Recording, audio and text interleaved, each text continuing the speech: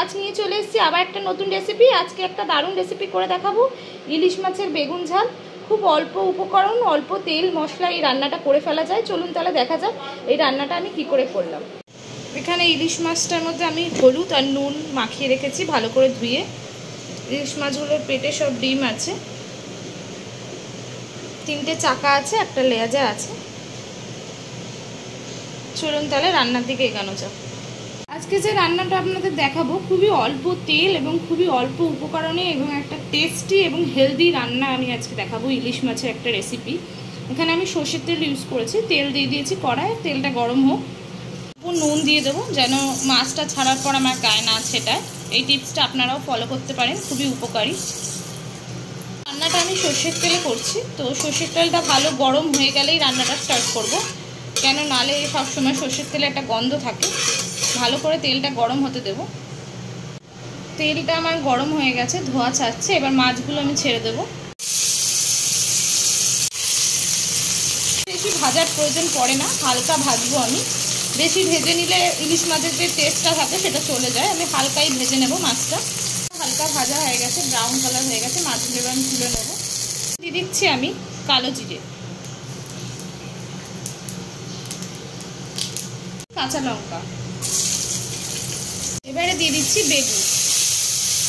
বেগুনগুলো আমি লম্বা লম্বা করে কেটে নিয়েছি, পাতলা পাতলা করে।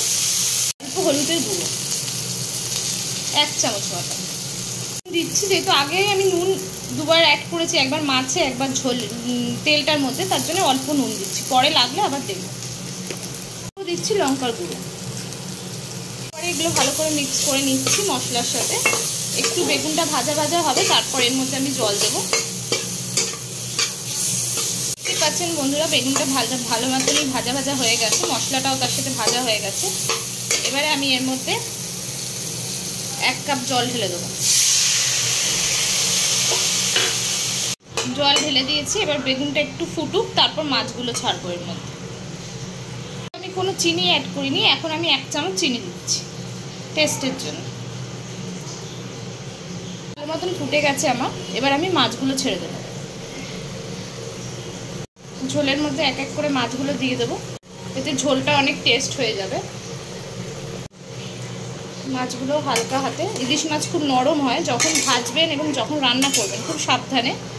একটু হালকা জোর হয়ে গেলে খুন্তি, তাতে মাছ ভেঙে যেতে পারে।